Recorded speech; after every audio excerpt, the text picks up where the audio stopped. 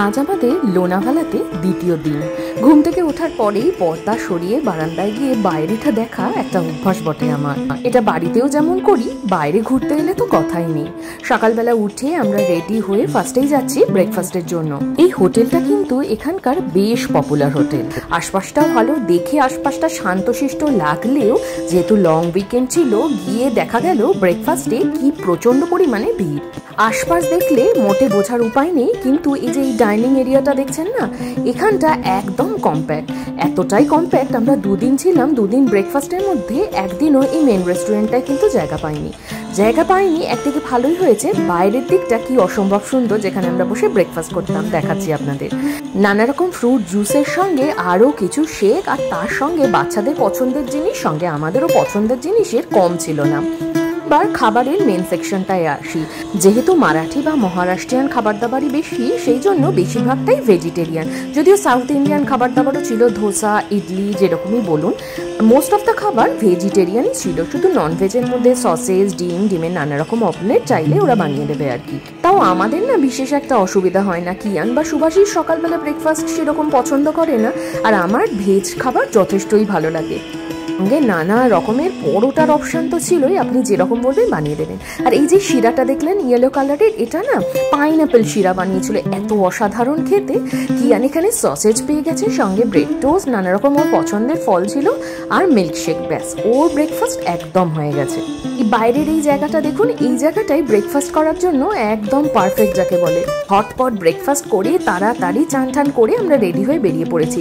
আজকে কিন্তু আমাদের একদম লম্বা প্ল্যান, অনেক জায়গায় যাব। কোনো একটা জায়গায় যাওয়ার আগে প্রচুর R&D করে আসি আমরা, আর সেটা সাকসেসফুল করার জন্য সব রকমভাবে আমাদের সাহায্য করে কিয়ান। ভীষণ ঘুরতে ভালোবাসে। যাই হোক, ফার্স্টে আমরা চলে এসেছি এখানকার ফেমাস ওয়্যাক্স মিউজিয়ামে। ওয়্যাক্স মিউজিয়ামের চার্জটা একটু আপনাকে দেখিয়ে দিলাম। নানা রকম অ্যাক্টিভিটিস আছে, কিন্তু কিয়ান সর্বপ্রথম চিৎকার করছিল ওই হর্ডার হাউসেও কোনোভাবেই যাবে না। পুরো ওয়্যাক্স মিউজিয়ামটার একটা ফুল ভিডিও দেবো। ওয়্যাক্স মিউজিয়ামটা কিন্তু ছিল ভীষণই সুন্দর। কিছু কিছু স্ট্যাচু একদম চেনা না গেলেও মোস্ট অফ দ্য স্ট্যাচু বেশ সুন্দর ছিল। এনকে নিয়ে যখন আগের বার এসেছিলাম, যখন এই হাইওয়ের ওপর দিয়ে আসতাম, তখন দেখতাম এই ওয়্যাক্স মিউজিয়ামে প্রচুর অ্যাড দেওয়া থাকতো। তখনই মনে হয় এই ওয়্যাক্স মিউজিয়ামটা নতুন তৈরি হচ্ছিল, সেই জন্য অ্যাডে একদম ভরপুর থাকতো। যাই হোক, সালমান খান, কিং খান, কাউকেই তো সেরকম ভাবে দেখতে পেলাম না। এরকম স্ট্যাচুই না হয় ঠিক আছে, ওই দুধের স্বাদ ঘোলে মেটানো টাইপের আর কি। বেশ কিছু স্ট্যাচু দেখুন, বেশ প্রমিনেন্ট মুখ চোখ। আপনারা এই দিকটায় আসলে কিন্তু বাচ্চাদের নিয়ে এই জায়গাটায় অবশ্যই আসবেন, খুব এনজয় করবে কিন্তু বাচ্চারা। এখানে মেসিও রয়েছে, কিন্তু কিয়ানের কিছু পছন্দের ক্যারেক্টার সঙ্গে ছবি তুলে নিল। সব জায়গায় দাঁড়িয়ে ছবি তুলতে একদমই ওর ইচ্ছা করছিল না। সব থেকে ভালো লেগেছে আমাদের রবীন্দ্রনাথ ঠাকুরকে দেখে, আর তার সঙ্গে বিবেকানন্দের মূর্তি দেখে এত মনটা ভালো লেগেছে কি বলবো। গান্ধীজিও ছিলেন, আর লাস্টে কিয়ানের প্রিয় বিরাট কোহলির সঙ্গে হাসি মুখে একটা ছবি তুলে নিই। তারপর আমরা চলে গেলাম এই গ্লাস হাউসটায়, এটাও কিন্তু বেশ মজার। তারপরে আমাদের টিকিট ছিল এই 7D শোগুলো। এই 7D শোগুলো কিন্তু আমাদের ইন্ডিয়াতে বসে দেখার জন্য প্রচন্ড ভালো। এরকম এত ভালো শো কিন্তু ইন্ডিয়াতে আর কোথাও আমরা অন্তত দেখিনি। বাইরে থাকতে অনেকগুলো দেখেছি, কিন্তু এই শোগুলো দেখে ভীষণ খুশি হয়েছি। কিন্তু যেটা খারাপ লাগার মধ্যে ছিল সেটা হচ্ছে এই বসার জায়গাটা সেরকম ভালো ছিল না। লাস্টে যেই রোলার কোস্টার শোটা হচ্ছিল, এটাতে আমি এমনিতেও যেমন ভয় পাই, এই শোটাতেও সমান ভয় পেয়েছি। এরপরেই প্রথমে আমরা পৌঁছে গেছিলাম ভাজা কেভস, যেটা লোকালি ভাজে কেভস নামে বেশি পরিচিত। বহু পুরাতন এই কেভ 2nd সেঞ্চুরি BC, মানে খ্রিস্টপূর্ব প্রায় 2য় শতাব্দীতে নির্মিত হয়। প্রথমে গিয়ে দেখেই মনে হয় পারবো তো এতটা উঁচুতে উঠতে। প্রায় 300 মতো সিঁড়ি আছে, উঁচু নিচু নানা রকম মেলানো মেশানো সিঁড়ি। ফাইনালি 300 সিঁড়ি উঠে আমরা কেভের সামনে পৌঁছে গেছি। কিন্তু কেভের মেন বিশেষত্ব হচ্ছে প্রচুর বৌদ্ধ স্তূপ আছে। প্রাচীনকালে বৌদ্ধ ধর্মাবলম্বীদের সাধনার জায়গা অথবা স্কুল হিসেবেও এই জায়গা ব্যবহার হতো। এই কেভের মেন বিশেষত্ব হচ্ছে কিন্তু এই স্তূপ, যা চৈত্য নামেও পরিচিত। আর এই হলটাকে বলা হয় চৈত্যগৃহ, মানে হচ্ছে টেম্পল, যেখানে তারা সাধনা করত। এই লোনাভালাতে ঘোরার একদম আদর্শ সময় কিন্তু মনসুনি। যাই হোক, আপনাদের যে সিঁড়িটা দেখালাম সেটা বেয়ে আমরা চলে এসেছি দোতলায়। ভাবুন তো, পাথর কেটে তৈরি হয়েছে এই স্থাপত্য, তার আবার দোতলা।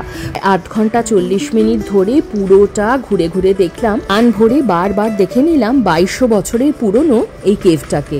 এরার পথে রসনা তৃপ্তির জন্য ছোটখাটো কিছু এখানে বিক্রি হচ্ছিল, সেখানে বসে আমরা জল এরকম কাঁচা আম খেয়ে তারপর সেখান থেকে নেমে চলে এলাম। ভাজা কেপসের পরে আমরা যাচ্ছি লোহাগাড় ফোর্ট। আর এইখান থেকে দেখুন ওই যে দূরে ভাজা কেপসটা কিন্তু পরিষ্কার দেখা গেল। ভাজা কেপস দেখার পরে 15 থেকে 20 মিনিট মতো ড্রাইভ করে এলেই পরে এই লোহাগাড় ফোর্ট। ছোটখাটো ট্রেকিং রুট, জানেন তো অনেকেই দেখছি নিচে এইখানে অব্দি আসছে কিন্তু যাবে কি যাবে না ভেবে ফিরেও যাচ্ছে। যাই হোক, এই গোলা দর্শন করতে করতে নিজেকে মোটিভেট করলাম যে ফিরে এসে অবশ্যই এই গোলাগুলো খাবো।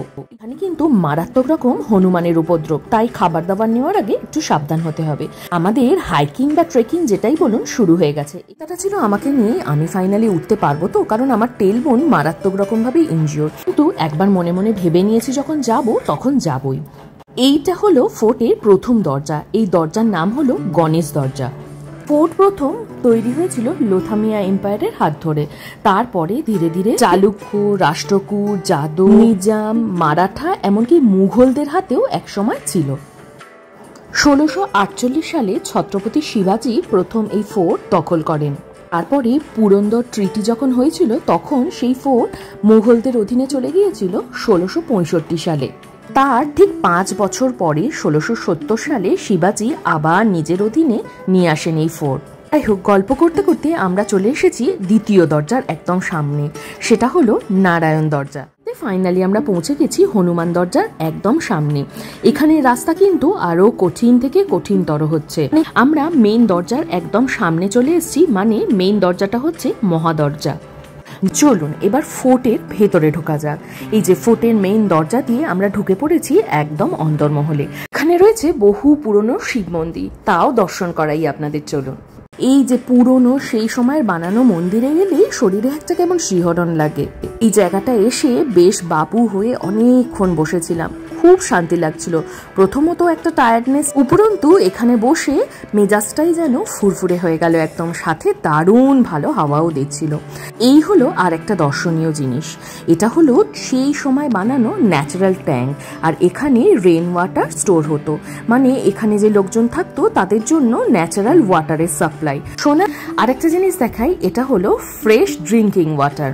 পাথরের ভাঁজে জল জমা হয়ে রয়েছে, আর এই জল কিন্তু এখনো অব্দি আরামসে খাওয়া যায়। আমরা সেখান থেকেই বোতলে জল ভরে স্বাদ নিয়েও দেখলাম, একদম নর্মাল স্বাদের আর ভীষণ ঠান্ডা জল। এটাই ছিল সেই সময় খাবার জলের সাপ্লাই। এরপরে আমাদের যিনি ড্রাইভার ছিলেন তিনি বললেন ডাইনোসর ওয়ার্ল্ড বলে একটা জায়গা রয়েছে, সেখানে গেলে বাচ্চাদের বেশ ভালো লাগবে।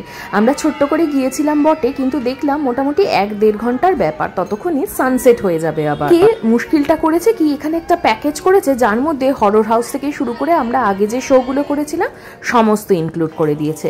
সেই জন্য বেকার সেইগুলো না করে আমরা চলে গেলাম আমাদের সানসেট দর্শনের জায়গা। এই জায়গার কিন্তু একটা নাম আছে, এটাকে লায়ন্স পয়েন্ট বলে, জানেন তো। এখান থেকে দারুণ একটা ভ্যালি দেখা যায় যেখানে সানসেটটা খুব সুন্দর দেখা যায়। দূরে মেঘে ঘেরা পাহাড়গুলোর মধ্যে কখন যে টুপ করে সূর্যটা নেমে যায় টেরই পাওয়া যায় না। আর এখানকার পপুলার একটা স্ন্যাক্স কি জানেন তো, সুইট কর্ন দিয়ে এরকম পাকোড়া বানায়, সেইটা ভীষণ ভালো খেতে। আর পাশে যে লাঠিটা দেখলেন না, ওটারও একটা কারণ আছে, ভীষণ হনুমানের উপদ্রব। ওই লাঠি সাথে থাকলে তারা ভয়ে খুব একটা আর ঘেঁষে না, এই আর কি। সানসেট দর্শনও আমাদের দারুণ হলো। আজকের দিনটা যা ইভেন্টফুল ছিল কি বলবো, মোটামুটি যা প্ল্যান করে এসেছিলাম সেটা সাকসেসফুলি হয়েছে, সেই জন্য সবার মনই খুব আনন্দ। ফেরার সময় আজকে আমরা চলে গেছিলাম ম্যাকডিতে কিছু টেক অ্যাওয়ে করার জন্য। ইয়ান গাড়ির মধ্যে টায়ার্ড হয়ে আজকে ঘুমিয়ে পড়েছে, খুবই স্বাভাবিক আর কি। যাই হোক, আজকের ভ্লগটা এই অবধি থাকলেও আবার পরে দেখা হচ্ছে অন্য ভিডিও নিয়ে।